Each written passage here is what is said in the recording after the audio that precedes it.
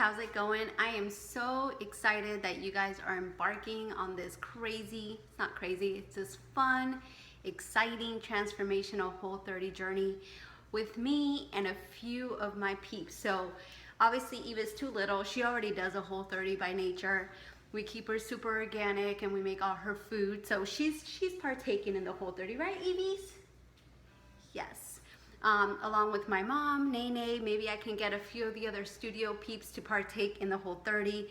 But my kids, my husband, he doesn't know it yet, and my aunt and I are going to be doing the Whole30 together along with all of you. And I am just so blown away by the fact that there's so many of you that are gonna be partaking on this fun little 30-day challenge with me and our peeps. So way to go. I'm like throwing you guys virtual high fives. So I have a few notes here I wanted to discuss with you. I wanted to tell you my Whole30 journey and how it started and how I kind of fell off the wagon in the last 2 years almost. So after I had Max, my second, my son, what's up girl? I found that at like 8 months postpartum, I wasn't losing weight. I kept on feeling very stuck regardless of the fact that I was working out, eating relatively healthy, but the pounds were just not coming off. I was exhausted, miserable, bloated, just felt terrible. So I ended up going to a local doctor. He's an MD, but he's very holistic in his approach to medicine, and he did some blood work, and I was kind of explaining to him my symptoms, and he ran the blood work, he got it back, and he called me and he's like, "This is very strange, Marcy, because the way you feel, I ran your thyroid, it's okay. I ran your thyroid, and it appears that your thyroid is supposed to be doing the opposite of what your symptoms are." So I think I had hypothyroid.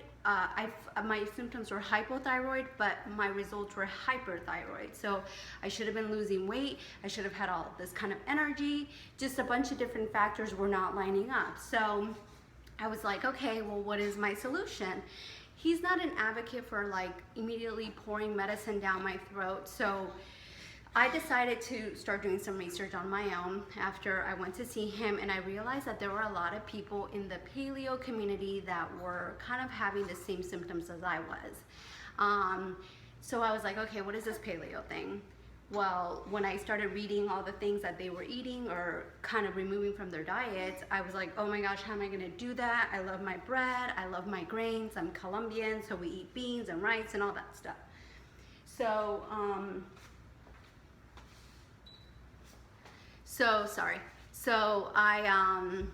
I went ahead and I decided to start working towards doing a juice cleanse. I did a juice cleanse for 5 days, and I ended up feeling amazing after I hit that 3rd day hump. The first 3 days were terrible.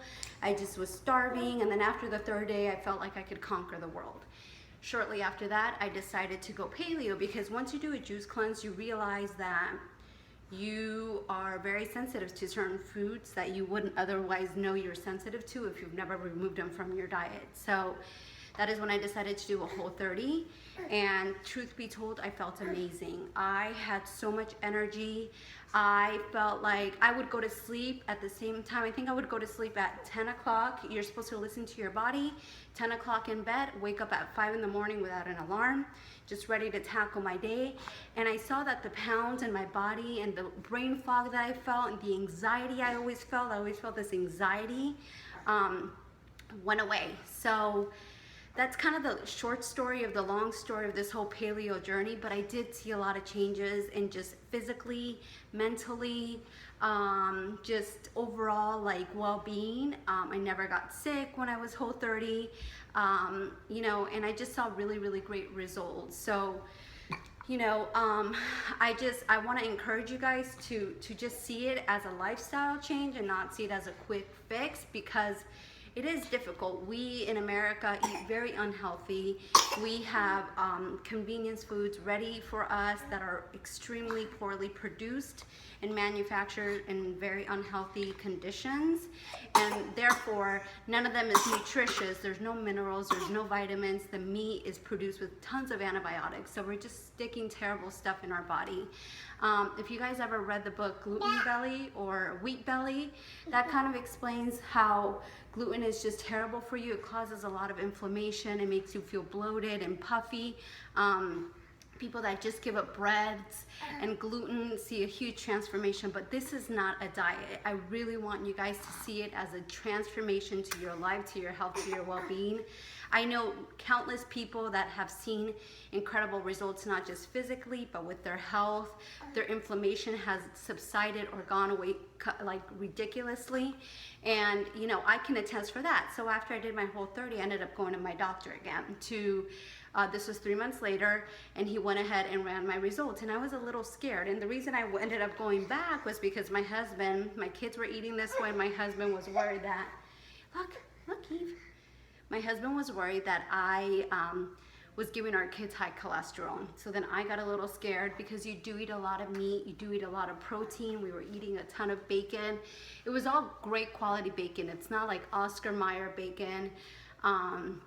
You have to be intentional about what you put in your body. So I went back, and the doctor calls me back, and I'm freaking out. I'm thinking, great, what did I do? Am I like gonna die of a heart attack because of all the meat I've been eating? Sorry, I'm putting Eve back. And it turns out he couldn't figure out what it was that I was doing, because he had not seen cholesterol that great in his entire years of his practice. He was blown away by the fact that my cholesterol levels overall were just phenomenal. So that is one tidbit you guys can take from that. You will see results in your blood work once you finish your Whole30. Now, I'm just really excited that you guys are partaking in this with me, and I want to just give you some quick little feedback and tell you a little bit how this is going to happen. My first thing is, it's 30 days. So if you guys have one day that you cheat, or you have a bad day, or you decide to stuff your face with cupcakes, do not give up. It is not the reason for you to give up. Do not give up because you had one bad day in your entire Whole30. You might be on day 22nd and decide to eat a cupcake. Do not give up. Shake yourself off and start again the next day. Please, that is what I encourage you guys to do. Don't beat yourself up over one mishap. You guys are gonna do amazing. I know that. So just keep going and keep trying, and don't stop because you think you failed that one time. The other thing is, I want you guys to be all in, and I have a few people that are going to be joining me on this journey, and I want all of us to kind of cheer each other on and encourage each other and be there for each other as a whole. So I want you guys to step out of your comfort zones, make a decision to make this happen. It's 30 days of your life. You will be thanking me by the 15th day. Not only because you're gonna see the pounds coming off, I'm probably not gonna see a ton of weight come off of me because I totally don't have a lot of weight to lose. So you guys might have more weight to lose than me. I know that my husband, any of my aunts, my mom, all of us that have decided to do it have lost some weight. So that is just an extra bonus and an advantage, but really you gotta just think about what your relationship with food is and how you want to change that. So that's the first thing I want to tell you. The second thing is, being all in is taking your measurements and weighing yourself one time. So we're gonna measure ourselves. I'm gonna do it. Everybody that I work with that's doing it is gonna do it. Not my kids, obviously, but we're all gonna take our measurements. We're all gonna take a before picture, and we're gonna weigh ourselves one time at the beginning of the 30 days. And that is it until you finish. We're not gonna be stuck on the scale. The scale could be inaccurate. Some of us are gonna work out at the same time, so we're gonna see the scale fluctuate. If we're doing some cardio, we might lose more weight. If we're doing some strength training, we might see more muscle building, so we might not be losing the weight, but we might be building muscle. That's an extra bonus. If you guys want to exercise, I highly recommend that you at least walk 30 minutes a day. If you can't do it 30 minutes a day and you're gonna beat yourself up because you didn't make it this day and this and that and you're not doing it the way, don't. Set yourself up for 3 days of the week. So Monday, Wednesday, Friday, or Friday, Saturday, Sunday. Just get your heart moving for 30 minutes at least a day. Not only for your heart benefits, but you get endorphins in your body, your mood changes. And I've heard somebody say, you know, how often should I work out? Well, you should work out as many days as you want to feel incredible. So if you want to feel incredible 7 days a week, then you should work out for at least 30 minutes, 7 days a week. And then what I'm gonna offer, or what I'm gonna do for you guys, is I'm going to be sending you guys some recipes. I'm gonna be your cheerleader. I'm gonna hold you guys accountable. I wanna know how you guys are doing. I want you guys to kind of write down what you guys are eating and send me a picture, either by email or by text, but I really, really, really want to hold you guys accountable because I know you guys are gonna feel so incredible. You're gonna have a really hard time going back to your old habits after you're done with this. So I'm not gonna lie, the first week is probably gonna be a little bit difficult for those of you guys that are enjoying eating a lot of sugar or have fallen into a sugar trap. Sugar is really bad for your immune system, for your body as a whole. We were never designed as humans to metabolize sugar, so it's got a lot of negative effects on our body. Scientists have proven that. My husband works in pharmaceuticals, and a lot of the doctors he works with just, you know, preach that sugar is just really debilitating to our bodies. So if you are in like one of those people that love sugar, you're probably gonna have a really tough first week, but push through it. Just recognize that if you are having a hard time, your body's trying to get rid of all that sugar you've accumulated in your system, and it's detoxing, for lack of a better word. And once you push through that detox and your body can go back to homeostasis, back to like its balanced state, you're gonna feel incredible. So don't give up because you're having withdrawals. There are things that you can eat on the Whole30 that you couldn't eat like on a 21-day sugar detox, which I have also done.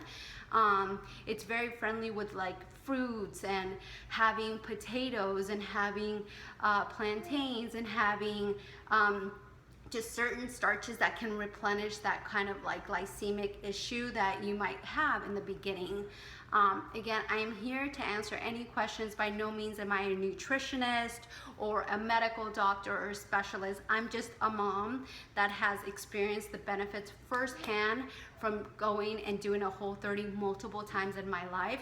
And I have to tell you, since I got off the Whole30 bandwagon or the paleo bandwagon when I was pregnant with Eve, my third, I just feel not so great. I want to feel optimal. I want to feel my body at its peak. I want to not feel like the inflammation. I could feel the inflammation. My knees are hurting. You will notice that your knees or your joints or your arthritic issues go away when you do a Whole30, because I've noticed that for myself. Your energy is going to expand. Your hair, your skin, your nails are going to look amazing. And honestly, if you have your children or you include your family on this journey, they're going to thank you forever. Just by being paleo or doing my Whole30s like I have with my kids when they were younger, their food choices are amazing. My kids barely have any sugar, if ever. They do get to cheat every once in a while. After I was pregnant with Eve and after I had her, I got a little bit more lenient, and I've noticed a difference in my own children's behavior. That stuff has a lot to do with the way our children behave. Sugar is really bad for their little bodies as well. So you guys, I'm here to support you, to hold you accountable, to kick your little booties. If you don't want your booty kicked, maybe I'm not the person to be encouraging you guys, because I am just dead set and passionate about helping every single person that I can get their life back, feel optimal, feel what their body is supposed to feel like, and do it in a community, do it with a group, do it with accountability. So I'm gonna challenge you guys to put your information in the group and be a part of the group, and that way maybe we will all encourage other people that are on the cusp or not totally ready to commit to changing their lives. we're gonna encourage them to do that. There's people with diabetes that have felt better after doing a Whole30. There are people with high cholesterols that have felt better after doing a Whole30. And I wanna keep this as clean and easy in terms of recipe as possible. And I'm just super excited you guys are joining me. And if you guys have questions, go ahead and pop them below and I will be happy to help you. Or I'm sorry, reply to this email and I'll be happy to answer them. Thanks.